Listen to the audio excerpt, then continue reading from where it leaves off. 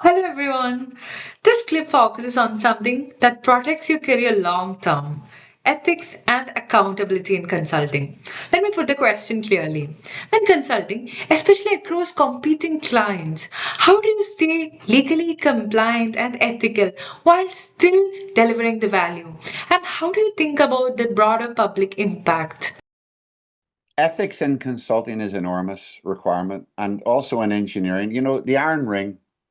Yeah. One of the wonderful things about the Canadian Iron Ring is that it was commissioned, I think, in the 1920s from the great British poet. I think he was a poet. He was a philosopher of some kind, Rudyard Kipling. And they asked him to come up with this poem, which is what all the engineers, they hold this big rope or steel chain. I forget. I think it was I forget what it was, but it was at the University of Toronto. I did it back in the late 80s, and its purpose is to remind you of ethical. That's what this is. This is not about status. People think it's about, oh, I'm an engineer, therefore a graduate, not a professional engineer, a graduate engineer, therefore status. But that it's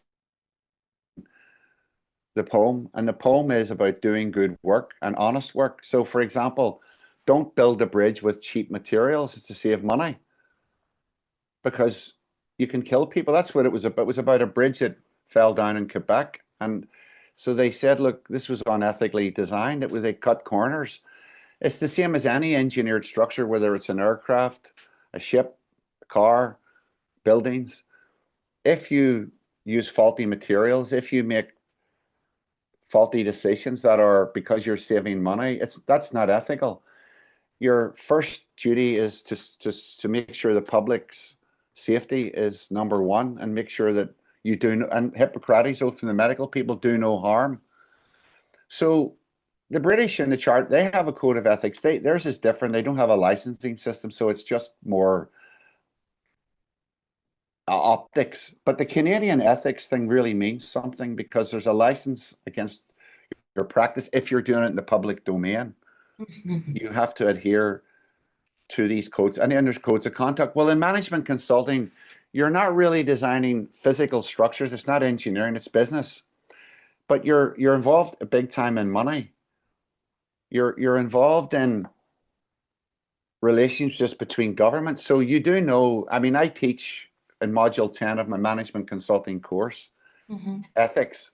And some of the case studies is actually the world's number one strategy firm, which is McKinsey. But it's also probably the world's number one violator of ethical behavior.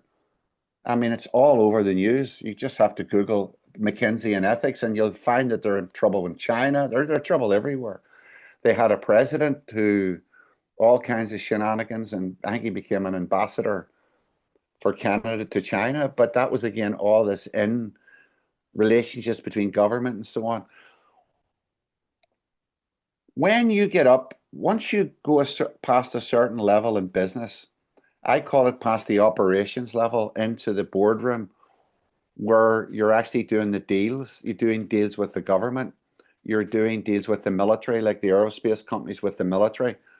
You're doing deals with the Department of Defense. You have the CIA involved and so on in decision making. When do we ramp up these weapons? Oh, well, we haven't started the war yet. The war hasn't, when you start hearing this kind of thing, like wars are actually created for their markets, a war is a market for weapons systems, then your mind starts to say, what am I doing? This is all purely unethical. But if you dig into everything, then there's so many things about the entire human existence is unethical. I mean, big pharma companies pushing drugs that harm people. This goes on all the time. You just have to go back to the thalidomide in the 1960s, the drug with people with little hands coming out. I mean, there's been all kinds of damage done by big pharma and still continues. And many of these things are done for the sake of profit, for the sake of money. So the people involved in these levels of executives, you know, they can't not be unethical because of the forces that shape the decisions by which the companies are working in. So if you're working for a big aerospace and defense company and you have the Department of Defense US as your customer, and they're they've got $100 billion project for you, or 2 trillion, to be honest with you. What are you going to do? Say, oh, it's on, I don't like how you're using those helicopters. You know, you're in a war there. You should never. It was an illegal war. What do you do? So you ha codes of ethics in engineering is much easier actually to enforce than in management consulting because it's business. Dealing with business and it's dealing with money and it's dealing with the decisions of how money's spent and it's dealing with profit. Engineers are dealing with technical aspects, artifacts, physical. Once you move into management, especially senior management, you're dealing mainly with money issues. What makes the company the profit?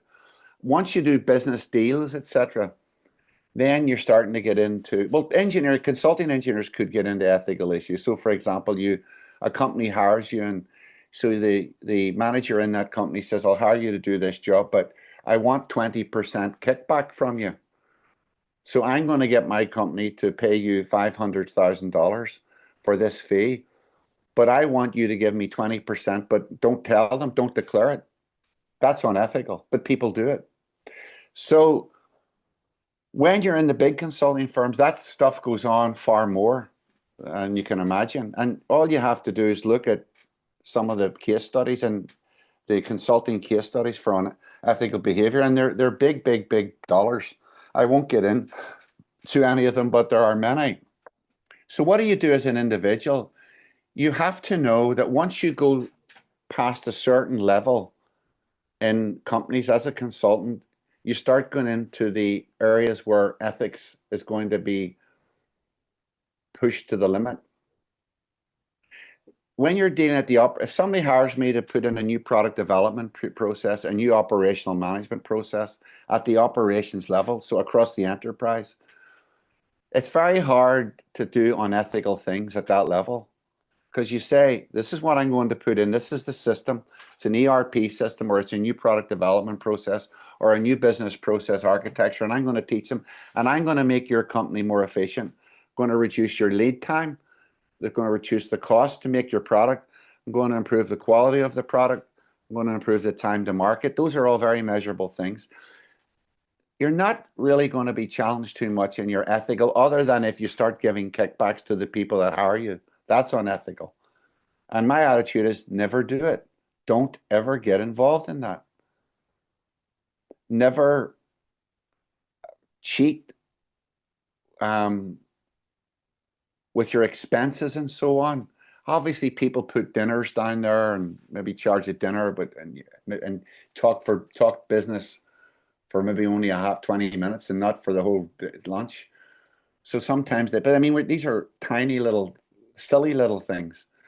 But even in those silly little things, you ought to be conscious about what you're doing and you have to think it through.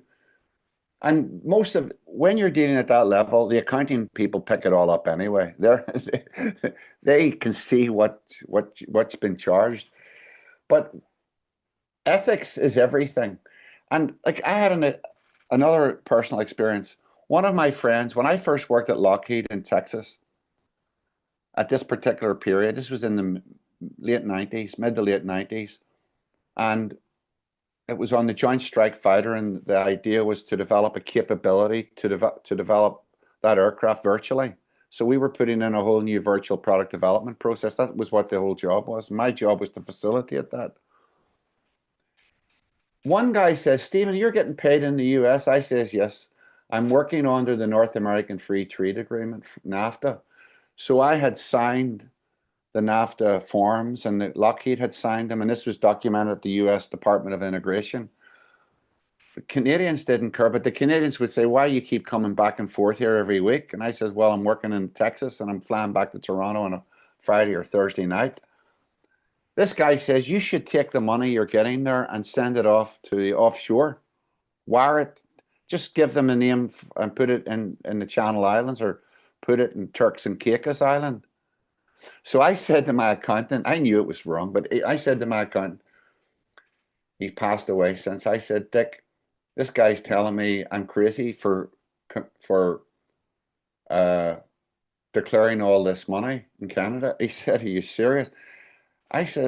He said, do you sleep at night when you come across the border? Do you get good night's sleep? I said, absolutely, no problem. He says, if you don't want a good night's sleep, you come back over that US border and not have deposited the money you're making in your Canadian bank. He says, and you only have to be caught once, and you're done. Now, it's not something I was even thinking. I'm not stupid, and people who do such things are stupid because it only take you'll get caught. And but it's ethics. It's first of all, it's unethical to do it, and you're being given a privilege by the United States government and the Canadian government to be able to do that. So, from an ethical point of view, you do not want to abuse that privilege, but people do. So you don't want it because it'll catch up with you.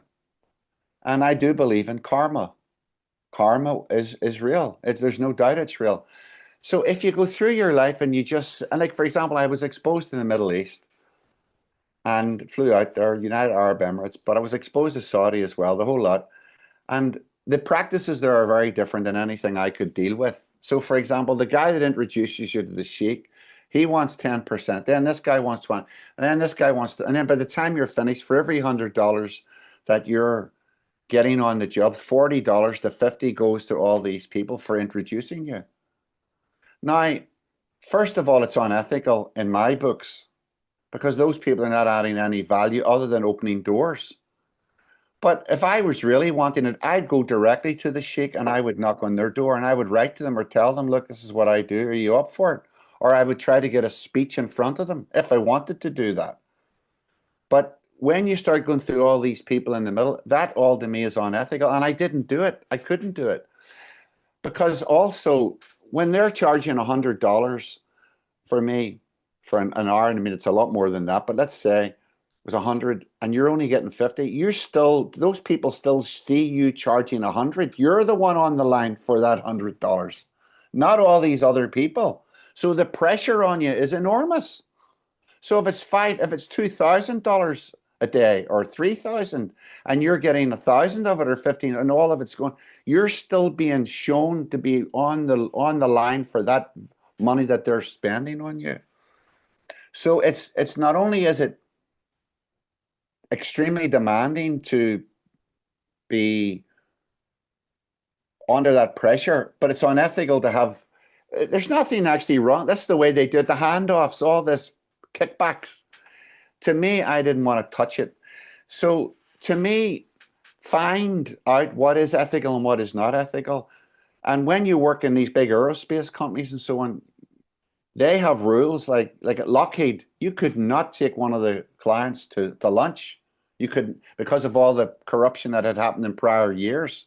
So you could not take someone to a lunch there and pay for it. If you went out to lunch, you had to pay. You had to never have a receipt that was for both. And you could never, and if you did it, it would be seen as a bribe.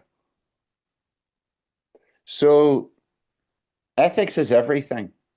And all you do is learn what the rules are in the country you're in, the profession you're in, and then the industry people, and just follow them. It's simple as that. Don't do anything where there's a sleepless night or where you're worried about it or you're worried about the gossip that could unfold. Keep it clean all the way. And in the long term, it's wonderful because you will be found out. Well, maybe not. Maybe not. No, you wouldn't be. Maybe not.